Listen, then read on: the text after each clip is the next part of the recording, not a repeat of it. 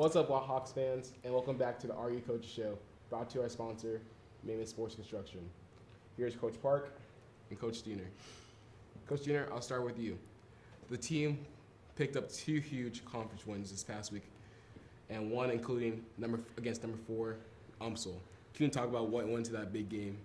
Yeah, our guys were extremely fired up for that game. Anytime you get a chance to play a top 5 team, at least in my experience, the team comes out really hungry and ready to play.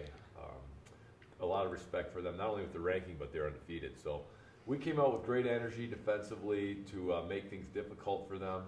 From an offensive standpoint, Big Rich has just continued to be really a difficult matchup for everyone that's faced him. He's so skilled on the outside, and inside he can finish both hands. He doesn't get sped up. He makes his free throws. And we've tried to do some things to put them in dilemmas, even more so with some switches to really get them scrambling. So he's been key in our offensive attack. And with that said, our guys with him in the game and out have been totally unselfish with their minutes, their shots, and we've been taking great shots and executing at a high level with the idea in mind of we got to make sure teams have to stop Rich. Okay, for sure. And then Coach Park, the team went 1-1 with a win over UMSL and also lost to Illinois Springfield. What went into the game against UMSL? Well, I think the UMSL game was very emotional, similar to the guys. Obviously, UMSL was not a nationally ranked team, but very physical, really good program, has been very, very well coached and consistently a quality club.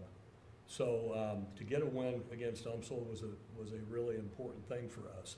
And they're an extremely physical team. Play very hard, scrappy. All those accolades you hear about, a gritty type club, I think physically really took it out of us. And it was an emotional game. So a great win for us. I mean, we needed to show some toughness and did in the second half. So I think that we were really on a very high after that game. So it was a good win, really good win. Yeah, good team win. And then Coach Diener, after a huge win against number 4 UMSL, what was the message you sent to the team to get them refocused and ready to play and win that game against Illinois Springfield? Yeah, I was very proud of our game Saturday from a standpoint of getting such a big win and then being able to bounce back and have a great mindset going into that game. I think our guys have heard that we got voted last in the league by every team, every coach in the league. So we were unanimous last place, and I've heard our guys say that in the locker room prior or their huddles, like, let's remember this team voted us last as well. So that's something that has motivated them, and when you beat a good team like UMSL, and it's early in the year, obviously, but you're still in a position, everyone in the league, for the most part, can still say they're playing for a championship. It's so early. So when those goals are still alive, I think mature teams can finish or can duplicate the energy on Thursday night that they did Saturday. Yeah. And then talking about that Saturday game, it was more of a wire-to-wire game. What were the key factors in that game that helped the win? Yeah, they're a very big, physical, strong team. We started out, it was kind of a grind offensively in the first half. They had us struggling a bit from the field. Defensively, I thought we had great energy again.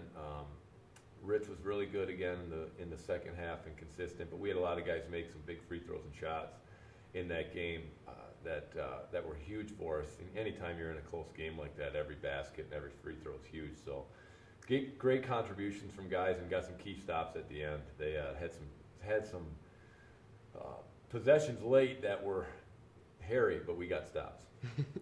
Yeah, yes. And then Coach Park, it was a tough loss against Illinois Springfield, and when we saw the team go 1-17 3-point shooting, was that the biggest factor in that game? Well, it's interesting. I think you showed a lot of insight in the question you had for Coach. But one of the things I was going to ask Drew is how he was able to get his team from this incredible high, and then turn around and perform on a Saturday at 1 o'clock from, less than 48 hours. It's extremely difficult. I would tell you that and I don't know if Coach agrees, I would be interested in your opinion. That's where the lack of experience maybe shows up with our club. When you're playing freshmen, a bunch of freshmen, I know we've touched on this before, they haven't been through these experiences. I mean, going from a Thursday high to a Saturday game against, no offense to anyone, against a team who was 0-13, I think you let up. And it's natural to do that. And even though we're warning them and telling them, look, these are college players, they're all good. They don't recruit bad players, they recruit good players. Yeah. So your thoughts on that? Yeah, you know, I don't want to take credit for that, but I will give credit to, we have 2 captains this year who lead in different ways.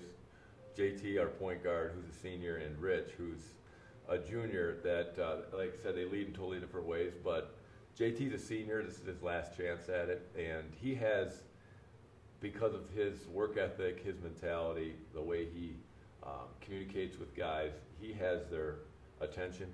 And after that game against UMSL, it was very clear that their goals are bigger than just beating UMSL, and the goals they have a lot to do with long-term us competing for a championship. So I think when you have older guys, mature guys, and captains that are driving that mentality, that's ideally where you want it. You know, a coach can scream, "Be ready to play as much as you want," but I think when you have guys, captains, ideally that are driving that home on and off the floor, that can really be good. Yeah, I would agree with that. I think that's where I was going, is that this experience thing is so much more valuable than people realize. You know, when you're a youngster and you're out there being thrown different things, you know, not excuses, it's the truth. You're dealing with a line that's deeper than the high school 3. You're dealing with shot clocks that you never dealt with before. Athletes that are longer, quicker, stronger than what you had before. Turnaround times that at a longer game span than what you had before. It's all new. It's all different. Nobody tries to jump up and miss a shot. Yeah.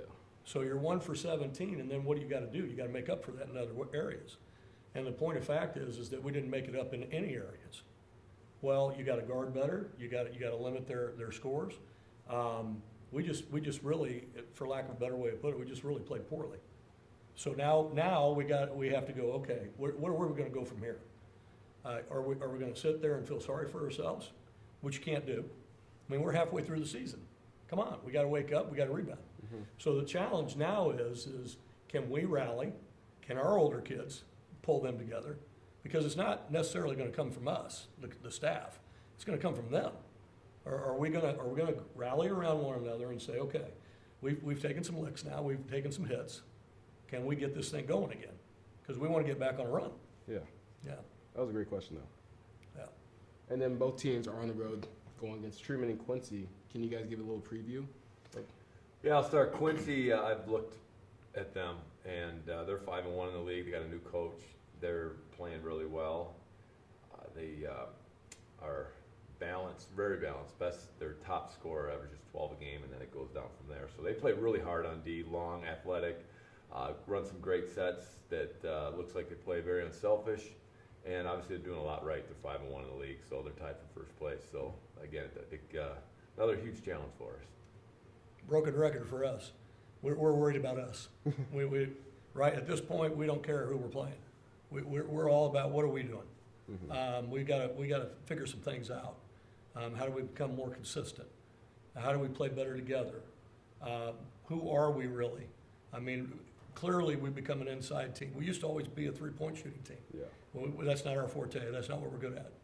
So we got to find a way to find other avenues for success. And we're kind of figuring that out, but clearly we haven't done that yet. So we're concerned about us. I'm not worried about the opponents right now. We got to figure ourselves out. For sure. Yeah. So thank you, coaches. And then you can tune in to these games on the GOC network. This has been the RU Coaches Show. And I just want to say thank you to our sponsor, Mayman Sports Construction. I'm Ty Gregory. This is Coach Park, Coach Diener. And how we going, Hawks?